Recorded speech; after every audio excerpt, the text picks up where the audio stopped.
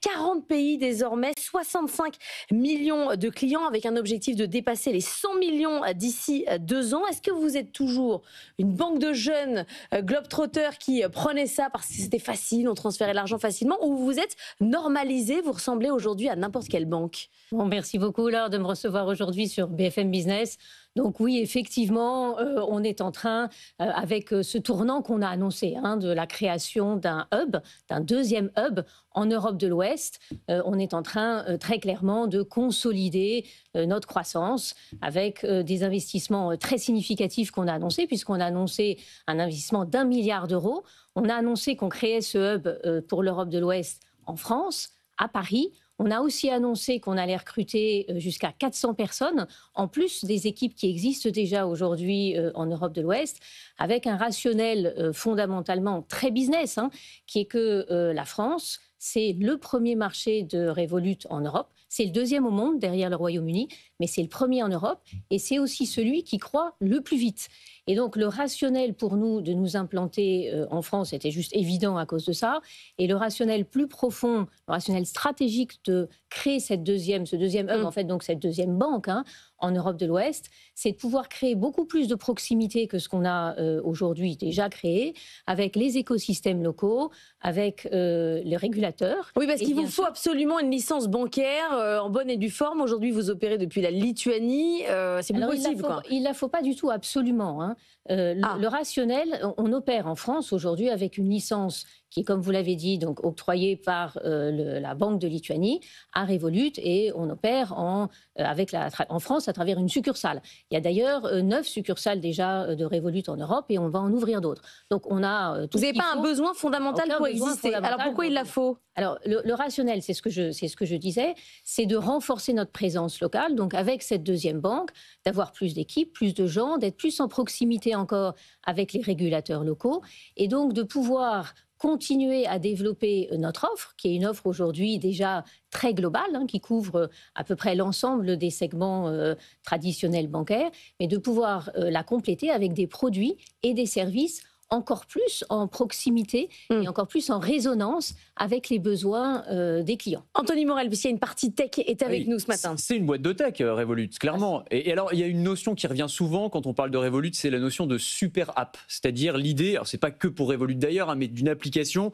qui va regrouper plein de services et sur laquelle, en fait, on va avoir envie de revenir plusieurs fois par jour. Donc, qu'est-ce que ça recouvre, cette notion de super app aujourd'hui, et où est-ce que vous allez aller dans les 3-5 ans qui viennent en termes de couverture de services financiers pour les particuliers? Alors, j'ai envie de dire, il n'y a rien qui va nous arrêter, parce qu'effectivement, notre mission, très fondamentalement, c'est de simplifier tout ce qui a trait à l'argent, et de simplifier ça, donc de proposer en fait des produits et des services financiers et non financiers d'ailleurs, qui soient toujours très innovants, avec une expérience client extrêmement fluide, extrêmement poussée, extrêmement simplifiée, et évidemment à des prix et à des conditions très abordables. Donc ça, c'est quelque part les principes directeurs. Donc une fois que vous suivez ces principes directeurs-là, après, il n'y a plus rien qui vous arrête. Et donc on le propose aujourd'hui à des clients principalement particuliers, mais à des clients entreprises, small business. On l'a annoncé la semaine dernière lors de l'inauguration de notre siège social à Londres. La ligne business, la ligne small business a dépassé le milliard de dollars de revenus. Et demain, on ira vers des clients plus fortunés, vers des offres plus de banques privées. Et donc aujourd'hui, évidemment, quand on regarde, on se compare principalement aux apps du secteur financier.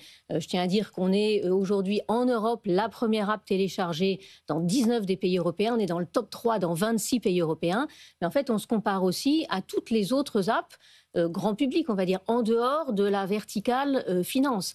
Et là, on est déjà devant certaines apps qui sont quand même très connues en téléchargement en Europe, Instagram, Uber, Snapchat, et on est en train de rattraper des apps qui sont des WhatsApp, des Facebook, etc. Et avec quelle démographie justement? Est-ce que c'est des jeunes utilisateurs qui arrivent justement vers la finance et qui vont, je ne sais pas, commencer à acheter des cryptos, à faire un peu de trading sur des actions ou acheter des ETF, ou est-ce que c'est des clients plus traditionnels qui s'en servent comme d'un compte bancaire, tout simplement? Alors, on a de fait absolument de tout. Donc, les gens qui téléchargent l'app Revolut, ils la téléchargent en général pour un besoin particulier. Et puis après, à l'intérieur de l'app, ils trouvent leur bonheur et ça continue. Et c'est vraiment ça qui a fait le succès à l'origine de Revolut. Revolut s'est lancé... 50% de vos clients ont moins de 35 ans quand même. 50% des clients ont moins de 35 ans, mais c'est le cas aujourd'hui. Demain, voilà, ça, c'est des choses... Ils vont vieillir avec vous. Ils vont vieillir avec nous, évidemment. On va continuer à attirer des jeunes. On a une offre pour les en dessous de 18 ans qui est très attractive, qui permet aussi de faire de l'éducation. Et ça, on pense que c'est très important. Voilà. Et puis petit à petit, quand on va compléter l'offre, on va de fait trouver des clients qui ont des besoins un peu plus sophistiqués, qui sont aujourd'hui pas forcément couverts et qui le seront demain. Donc comme je vous le disais, il n'y a pas de limite en fait. Pour vous rapprocher du régulateur, comme vous l'avez dit, vous avez recruté Frédéric Oudéa qui travaille désormais avec vous. Il est toujours au poste de président du conseil de Sanofi. Qu'est-ce qu'il fait? Il fait un mi-temps entre Sanofi et Revolut. C'est quoi son rôle exactement? Alors Frédéric nous a rejoint comme président non exécutif. Il a évidemment un rôle essentiel parce qu'il connaît par cœur les modèles bancaires, il connaît par cœur les modèles bancaires traditionnels, il connaît par cœur les modèles bancaires digitaux. C'est lui qui a poussé la croissance de Boursorama et de Boursobank chez Société Générale, aussi de SG Forge. Et il apporte évidemment toute sa connaissance. Et il est comme nous assez convaincu que les modèles de banques technologiques apportent une valeur extrêmement différenciante pour nos clients. Donc je pense qu'on a, grâce à lui... Mais c'est lui qui a tout à prendre de vous finalement, parce que quand on regarde, je dis ça en plaisantant évidemment, mais les banques traditionnelles et surtout les applications, je reviens au côté technologique, les applications, elles sont encore, enfin je veux dire, l'expérience utilisateur, c'est souvent ni fait ni à faire, ou en tout cas, c'est pas incroyable. Et c'est vrai que c'est l'une des forces des fintech et de Revolut, entre autres, c'est le côté, c'est hyper facile à utiliser et surtout, il y a de la gamification. On parlait des jeunes utilisateurs, mais il y a ce truc, je regardais encore l'application tout à l'heure, il y a des quêtes à accomplir, il y a ça aussi, ça fait partie de... Mais ça veut dire qu'il y a aussi des centaines d'ingénieurs qui bossent là-dessus pour que ce soit, des milliers d'ingénieurs. Encore une fois, qu'il y ait des boucles d'engagement quotidien. C'est comme un réseau social finalement. Mais oui, tout à fait, tout à fait. C'est de fait ça qui fait toute la différence. Donc le nerf de la guerre dans une banque digitale, il y en a deux en pratique. Le premier, c'est le produit et le deuxième, c'est l'échelle, c'est l'effet d'échelle.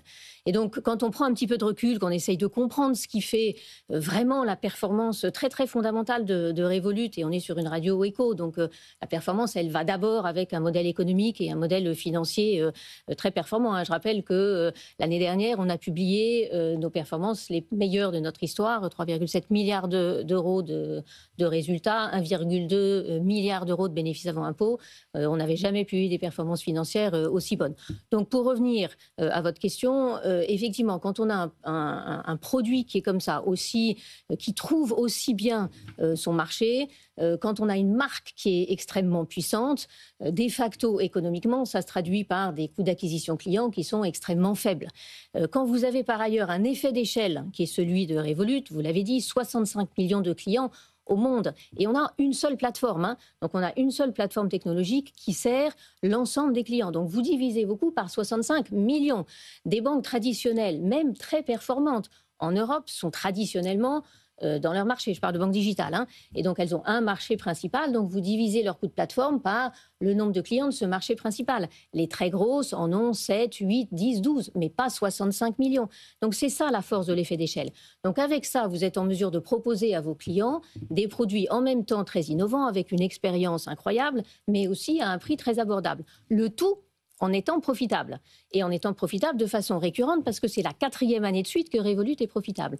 Et quand ensuite vous vous comparez à des banques traditionnelles, qui elles aussi sont très profitables, mais qui ont à investir énormément dans leur transformation de réseau, dans leur transformation de parcours client, nous, on n'a pas à investir tout ça. Donc en pratique, on peut réinvestir l'intégralité de nos profits dans l'innovation. Et juste un dernier mot sur le modèle et la force du modèle, et qui est exactement lié à l'expérience que vous expliquiez, avec la possibilité de rentrer dans l'app avec plein d'entrées possibles. Et c'est un élément de notre résilience parce qu'on n'est pas dépendant à un produit principal. Il n'y a aucune de nos lignes de produits qui pèse plus de 30% de nos revenus. Et par ailleurs, il n'y a aucun de nos pays qui pèse plus de 30% de nos revenus. Et ça, c'est rarissime. Les banques traditionnelles, digitales ou pas digitales, elles ont en général un marché cœur et elles sont en général très dépendantes aux revenus de taux d'intérêt et donc très dépendantes aux fluctuations macroéconomiques. Ce n'est pas le cas pour nous. Au moment où on n'a pas de gouvernement en France, où on reçoit régulièrement des entreprises qui mettent comme la pédale de frein sur les investissements, notamment dans notre pays, là, il y a 1 milliard d'euros prévus pour la France. Il y a eu des discussions pour mettre la pédale de frein là aussi, ou non, le fait qu'il y ait des consommateurs acteur suffisamment puissant était suffisant pour convaincre? Alors en fait, l'attractivité de la France a conduit à ce que Revolut s'engage à créer ici à Paris son deuxième hub, à s'engager à investir donc sur les 3 ans qui viennent 1 milliard. Cette attractivité, elle se complète aussi par un réservoir de talent absolument extraordinaire et aussi par une solidité de l'écosystème financier et réglementaire particulièrement forte. Donc ça, ce sont des fondamentaux qui demeurent. Il n'y a pas eu de discussion avec Milan en disant zéro discussion. Donc c'était la France direct. Donc c'était la France et là ça va rester la France. Le milliard d'euros qu'on s'est engagé à investir, on va continuer à l'investir et on va continuer à être là pour soutenir nos clients. Merci beaucoup Béatrice Cossa-Dumurgier, directrice générale de Revolut pour l'Europe de l'Ouest.